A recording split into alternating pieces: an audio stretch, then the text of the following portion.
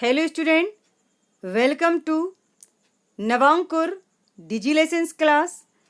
मैं सीमा साद एक बार पुनः आपके बीच उपस्थित हूँ और आज आप मेरे साथ हल करेंगे क्लास 8th की सोशल साइंस का क्वेश्चन आंसर, जो कि अध्याय 7 के हैं। यह इस पार्ट का भाग 5 है और इसमें हम आज अभ्यास प्रश्नों को हल करेंगे। आइए हम शुरुआत करते हैं सबसे पहले सही विकल्प से। सही विकल्प का हमारा पहला क्वेश्चन है, किस प्रक्रिया द्वारा चट्टानों के टूटे पदार्थ अपने मूल स्थान पर संग्रहित होते हैं? इसके ऑप्शंस हैं का अपरदन, खा परिवहन, गा है अपक्षय, घा है निक्षेपण। इसका जो सही आंसर वह है गा ऑप्शन अपक्षय। इसके बाद हमारा सेकंड सही विकल्प का क्वेश्चन है, निम्न में से किस क्षेत्र में पवन अपने कार्य संपन्न करती है? इसके ऑप्शंस हैं का मरुस्थलीय क्षेत्र में, खा पर्वतीय क्षेत्र में, गा है समुद्र तटीय क्षेत्र में, घा है मैदानी क्षेत्र में। इसका जो सही आंसर वह है का है मरुस्थलीय क्षेत्र में। इसके बाद थर्ड हमारा सही विकल्प का क्वेश्चन है, मृदा को उपजाऊ बनाने में कौन सा तत्व महत्वपूर्ण है? इसके ऑप्शंस हैं का मूल चट्टानी पदार्थ, खा हुमस, गा है जलवायु, घा मनुष्य। इसका जो आंसर वह खा है हुमस। इसके बाद नेक्स्ट क्वेश्चन जो है वह है खालिस्तान यानी कि रिक्त स्थानों का है। हमारा खालिस्तान का पहला क्वेश्चन है, जब कोई चट्टान बिना किसी रासायनिक परिवर्तन के टुकड़ों में टूट जाती है उसे खालिस्तान अपक्षय कहते हैं। इसमें जो शब्द आएगा भौतिक आएगा, तो जब कोई चट्टान बिना किसी रासायनिक परिवर्तन के टूट जाती है टुकड़ों में तो उसे हम भौतिक अपक्षय कहते हैं। इन खालिस्तानों के आंसर ये नीचे दिए गए हैं। दूसरा खालिस्तान का क्वेश्चन है, असमतल धरातल के समतल होने की क्रिया को खालिस्तान कहते हैं। इसमें शब्द आना है तल संतुलन, यानी कि असमतल धरातल के समतल होने की क्रिया को तल संतुलन कहते हैं। तीसरा क्वेश्चन है, हिमानी जो कंकड़ पत्थर रेत आदि जमा करती है उसे खालिस्तान कहते हैं, यानी कि हिमानी जो कंकड़ पत्थर और रेत आदि जमा करती है उसे क्या कहते हैं? उसे हिमोड़ कहते हैं। इसमें तीसरे खालिस्तान में शब्द आना है हिमोड़। इसके बाद चौथा खालिस्तान, नदी के निक्षेपण से खालिस्तान झील का निर्माण होता है। तो नदी के निक्षेपण से कौन सी झील का निर्माण होता है? इसमें शब्द आना है चौथे में गोखुर झील का निर्माण होता है। पांचवा क्वेश्चन है, भारत में उड़ीसा के तट पर लेगून झील का उत्तम उदाहरण है खालिस्तान नामक झील, यानी कि यह बताना है उड़ीसा में जो झील है वह कौन सी है? उसका नाम है चिल्का। क्या आना है इस पे? इसका जो सही आंसर है वह है चिल्का। पांचवें खालिस्तान में शब्द आएगा चिल्का। भारत के उड़ीसा के तट पर लेगून झील का उत्तम उदाहरण है चिल्का झील। इसके बाद नेक्स्ट क्वेश्चन है अति लघुत्तरीय प्रश्नों के। पहला क्वेश्चन है, नदी के 3 कार्य कौन कौन से हैं? आंसर है अपरदन, परिवहन और निक्षेपण। नदी के 3 कार्य हैं, यानी कि अपरदन, परिवहन और निक्षेपण, ये 3 कार्य नदी के होते हैं। नेक्स्ट क्वेश्चन है, नदी की 3 अवस्थाएं कौन कौन सी है? आंसर है नदी की 3 अवस्थाएं युवा अवस्था, प्रौढ़ावस्था और वृद्धावस्था होती हैं। जिस प्रकार मनुष्य की 3 अवस्थाएं होती हैं वैसे ही नदी की भी ये 3 अवस्थाएं होती हैं। अगला क्वेश्चन है, ज्वारनद मुख या ऐश्वरी किसे कहते हैं? यानी कि ज्वारनद मुख और ऐश्वरी दोनों एक ही चीज के नाम हैं। जहां नदी के अधिकांश मुहाने का भूभाग नीचा होता है ऐसी स्थलाकृति को हम ज्वारनद मुख या फिर ऐश्वरी कहते हैं। नेक्स्ट क्वेश्चन है, गीजर किसे कहते हैं? आंसर है भूगर्भिक गर्मी से जिन गर्म जल स्रोतों का जल बड़े वेग से गुब्बारे की भांति बाहर फूट पड़ता है उनको गीजर कहते हैं। यानी कि भूगर्भिक गर्मी से, भूमि के अंदर जो गर्मी है उससे पानी बाहर एक फव्वारे की भांति बाहर निकलता है, उसे हम गीजर कहते हैं। क्योंकि गीजर किस काम में आता है? गीजर में पानी गर्म करते हैं हम सर्दियों में, इसलिए गर्म पानी जब धरती के अंदर से निकलता है बड़े प्रेशर के साथ तो उसे हम गीजर कहते हैं। इसके बाद है यारदांग कौन बनाता है? 5वां क्वेश्चन। इसका आंसर है पवन अपर्दन से यारदांग की आकृति बनती है, यानी कि यारदांग की आकृति पवन अपर्दन के द्वारा बनती है, जो कि मरुस्थलीय क्षेत्रों में बनती है। इसके बाद नेक्स्ट क्वेश्चन है, लेगून किसे कहते हैं? आंसर है खारे जल की भरी हुई समुद्र तटीय झील को लेगून कहते हैं, यानी कि समुद्र का जल कैसा होता है? वह खारा होता है। तो खारे जल की भरी हुई समुद्र तटीय झील को हम लेगून कहते हैं। इसके बाद नेक्स्ट क्वेश्चन लघुत्तरीय है, मृदा निर्माण के प्रमुख कारकों के नाम लिखिए, यानी कि मृदा निर्माण के कारकों के नाम बताने हैं। आंसर है चट्टानों के अपक्षय और अपर्दन क्रिया द्वारा मृदा का निर्माण होता है। मृदा निर्माण में सहायक कारकों में मुख्य हैं मूल चट्टानें, धरातलीय बनावट, जलवायु, समय एवं वनस्पति व जीव जंतु, यानी कि मृदा के निर्माण करने वाले जो कारक हैं वह ये 5 हैं।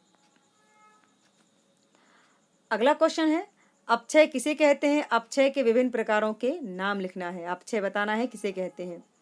अपक्षय एक ऐसी प्रक्रिया है जिसमें खुली चट्टानों का विघटन और अपघटन अपने मूल स्थान पर ही होता है। अपक्षय 3 प्रकार से होता है, यानी कि क्या है अपक्षय?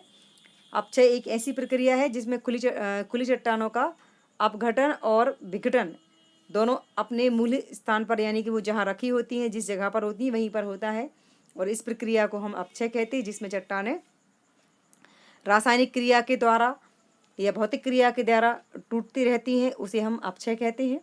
अपक्षय 3 प्रकार के होते हैं या 3 प्रकार से होता है। नंबर 1 है भौतिक अपक्षय, नंबर 2 रासायनिक अपक्षय और नंबर 3 है जैविक अपक्षय। नेक्स्ट क्वेश्चन है, निम्नीकरण और अधिवृद्धिकरण में अंतर बताना है। आंसर है ये जो पहला है निम्नीकरण, अपर्दन की प्रक्रिया के द्वारा चट्टानों को घिसकर या खुरचकर या काटकर उनको अपने मूल स्थान से हटा दिया जाता है। इसमें ऊंचे स्थान धीरे धीरे नीचे होते जाते हैं। इस प्रक्रिया को निम्नीकरण कहते हैं, यानी कि जो चट्टानें होती हैं जो किसी भी कारण से, चाहे अपर्दन करके या अपर्दन के द्वारा किसी भी काट कर खुरच कर कैसे भी घिस कर उनमें जो टूट फूट होती है, जिससे कि वह ऊंचे स्थान धीरे धीरे नीचे होते जाते हैं, इस प्रक्रिया को हम निम्नीकरण कहते हैं। अधिवृद्धिकरण, निचले क्षेत्रों या गड्ढों में अपरित पदार्थों के जमा होते रहने को हम निक्षेपण कहते हैं।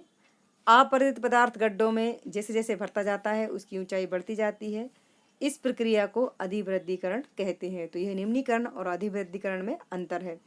निम्नीकरण यानी ऊंचे स्थानों का नीचे होना, निम्नीकरण और नीचे स्थानों का अपरित पदार्थों के भरते रहने से ऊंचा हो जाना, ये अधिवृद्धिकरण है। वी आकार की घाटी का निर्माण किस प्रकार होता है? नेक्स्ट क्वेश्चन है। आंसर है नदी के अपर्दन कार्य का लक्ष्य अपने आधार तल तक पहुंचना होता है। इस झील या समुद्र के तल को जिसमें वह गिरती है नदी अपर्दन का आधार तल कहते हैं।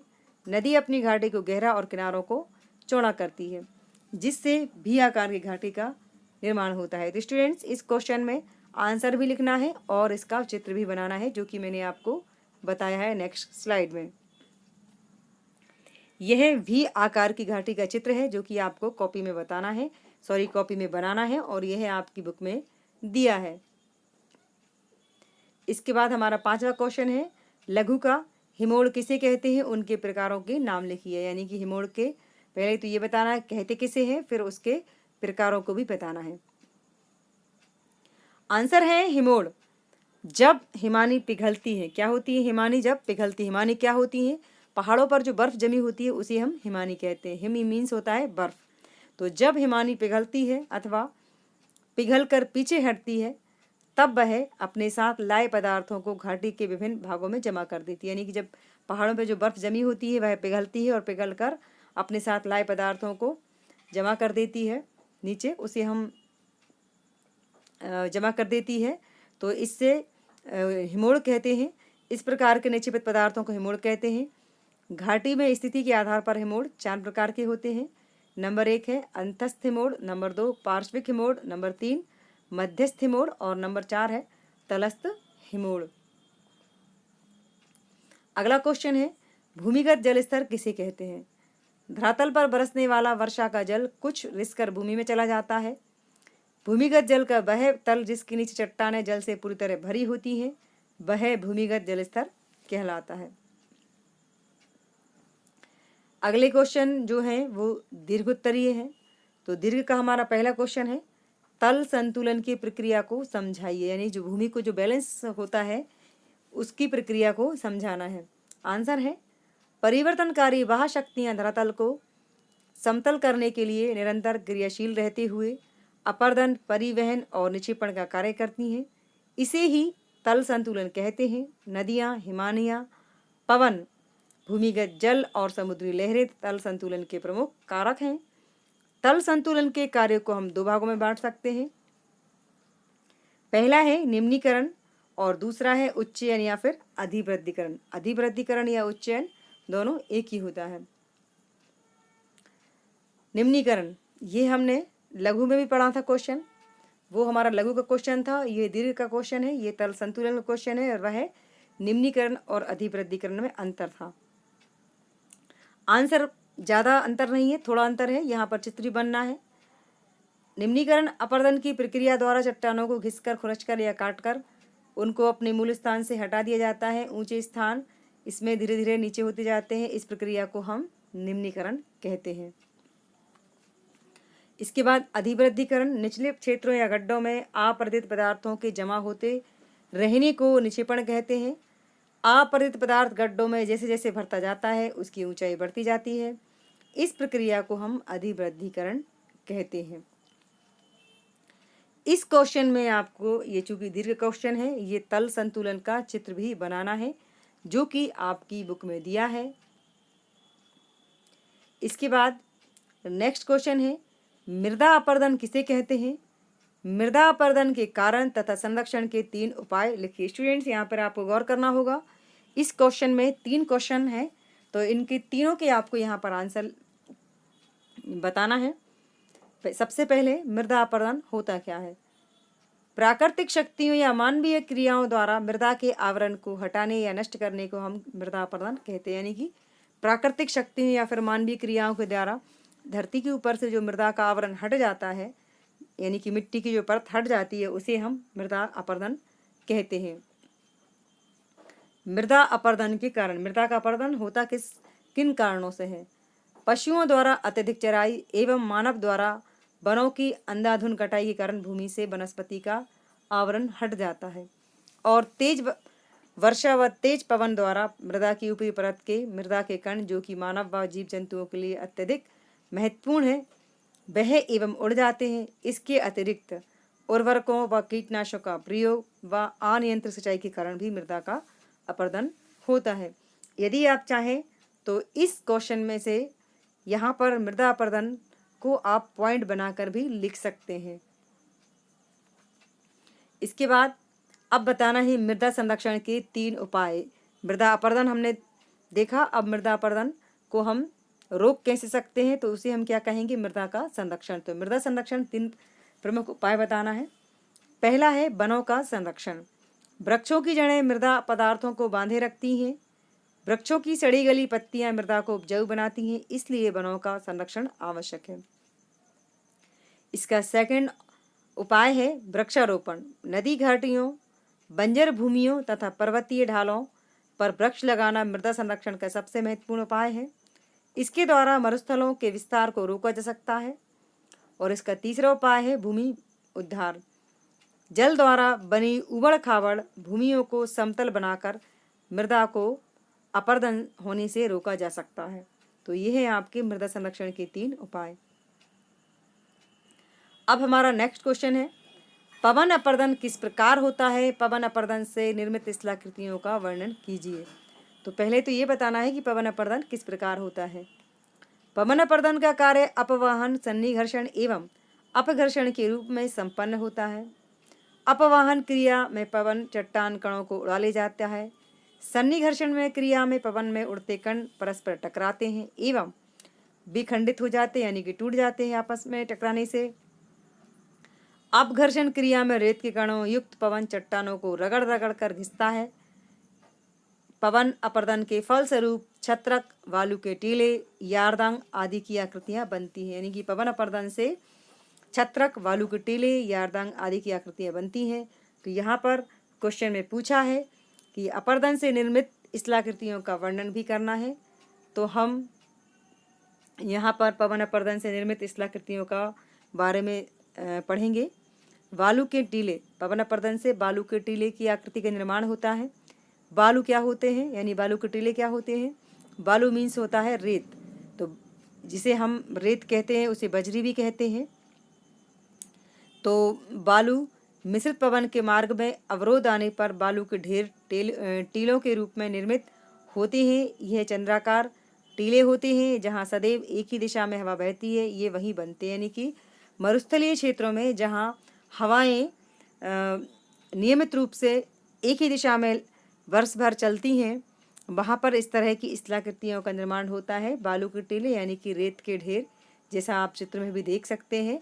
जब हवा एक ही दिशा में चलती है तो रेत उड़ उड़कर इकट्ठी हो जाती है, जिससे कि रेत के ढेर लग जाते हैं, उसे हम कहते हैं बालू के टीले। तो यह चित्र भी आपको बनाना है। नेक्स्ट है छत्रक। यह भी पवन अपरदन से ही बनती है आकृति। रेत कणों से मुक्त पवन चट्टानों से टकराते हैं और अपघर्षण क्रिया के फलस्वरूप चट्टान के मध्य एवं नीचे का भाग घिस जाता है और चट्टान की आकृति एक छत्रक के समान हो जाती है। जहाँ पवन चारों दिशाओं में बहती है वहाँ इसका निर्माण होता है, यानी कि जहाँ पर हवा चारों दिशाओं में बहती है वहाँ पर इस तरह की आकृति का निर्माण होता है। इसमें भी आपको चित्र भी बनाना है और यह चित्र आपकी बुक का है, जो कि आपको बुक में आसानी से मिल जाएगा। छत्रक के बारे में लिखना भी है और उसकी यह चित्र भी बनाना है। अब हमारा नेक्स्ट क्वेश्चन है, हिमानी किसे कहते हैं? हिमानी के प्रकार उदाहरण सहित लिखिए। आंसर है, खिसकती हुई हिम राशि को हिमानी या हिमनदी कहते हैं। उत्पत्ति क्षेत्रों तथा स्थिति के आधार पर हिमानियाँ दो वर्गों में विभाजित की जा सकती हैं। यानी कि क्या है हिमानी? खिसकती हुई हिम राशि को, यानी पहाड़ों पर जो बर्फ है वह जब खिसकती है तो उसे हम हिमानी या फिर हिम नदी कहते हैं। और उत्पत्ति क्षेत्र तथा स्थिति के आधार पर हिमानी को हम दो भागों में बांट सकते हैं या विभाजित कर सकते हैं। महाद्वीपीय हिमानी, हिमाच्छादित बड़े क्षेत्रों को महाद्वीपीय हिमानी कहते हैं। ऐसी हिमानियाँ ग्रीनलैंड और अंटार्कटिका में पाई जाती हैं। यानी कि जो महाद्वीपीय हिमानी जो कि पूरे महाद्वीप पर फैली होती हैं। तो हिमाच्छादित यानी कि जहाँ पूरा क्षेत्र पूरे बर्फ से ढका हुआ है, हिमाच्छादित बड़े क्षेत्र को हम महाद्वीपीय हिमानी कहते हैं। ऐसी हिमानियाँ कहाँ पर? ग्रीनलैंड और अंटार्कटिका में पाई जाती हैं, जहाँ की पूरे क्षेत्र पर बर्फ जमी होती है। इसके बाद है घाटी हिमानी। ऊंची पर्वतीय भागों में हिमराशि घाटी में खिसकने लगती है, तो ऐसी हिमानी को हम घाटी हिमानी या पर्वतीय हिमानी कहते हैं। यानी कि जहाँ पहाड़ों पर बर्फ जमी होती है और वह ऊपर से नीचे खिसकती है, उसे हम घाटी हिमानी कहते हैं या फिर पर्वतीय हिमानी कहते हैं। भारत की सबसे लंबी हिमानी काराकोरम पर्वत श्रृंखला में सियाचिन हिमानी ग्लेशियर, यानी कि हमारे देश में सबसे जो लंबी हिमानी है वह है काराकोरम पर्वत श्रृंखला, जो कि सियाचिन में है और यह सबसे बड़ा ग्लेशियर है हमारे यहाँ का। इसके बाद है भूमिगत जल के कार्यों का सचित्र वर्णन। क्या है ये? भूमिगत जल के कार्यों को सचित्र वर्णन करना है, जैसा कि क्वेश्चन में दिया है, चित्र सहित वर्णन। आंसर है, भूमि जल के अपरदन, परिवहन और निक्षेपण प्रमुख कार्य हैं। भूमिगत जो जल है, यानी जो भूमिगत जल जो कि भूमि के अंदर होता है, अपरदन, परिवहन और निक्षेपण इसके मुख्य कार्य हैं। और भूमिगत जल अपना कार्य विशेष रूप से चुना प्रदेशों में कहाँ संपन्न करता है? यह भूमिगत जल अपना कार्य चुना प्रदेशों में, जहाँ पर चूने की बड़ी बड़ी वो खदानें होती हैं, वहाँ पर ये अपना कार्य संपन्न करता है। चूने का पत्थर एक ऐसी चट्टान है जो वर्षा के जल में आसानी से घुल जाती है, क्योंकि उसमें कार्बन डाइऑक्साइड मिली हुई होती है। जिन चट्टानों में धरातलीय जल भूमि में प्रवेश कर बहता है, वहाँ चट्टानों में अपरदन कार्य पूरा होता है। इसके बाद धरातल के ऊपर निर्मित स्थलाकृतियों में घोलरंध्र और विलयरंध्र प्रमुख हैं। रंध्र मीन्स होता है छेद। धरातल के नीचे बनने वाली स्थलाकृतियाँ कंदराएं स्टेलेक्टाइट यानी कि आकाशीय स्तंभ, स्टेलेक्टाइट मीन्स होता है आकाशीय स्तंभ, और स्टेलेग्माइट मीन्स पातालीय स्तंभ। जे इनके हिंदी नाम है। स्टेलेग्माइट, स्टेलेक्टाइट यानी कि आकाशीय स्तंभ, और स्टेलेग्माइट मीन्स पातालीय स्तंभ। ये प्रमुख आकृतियों के नाम हैं। ये आकृतियाँ चूना मिश्रित जल के निरंतर टपकने से बनती हैं।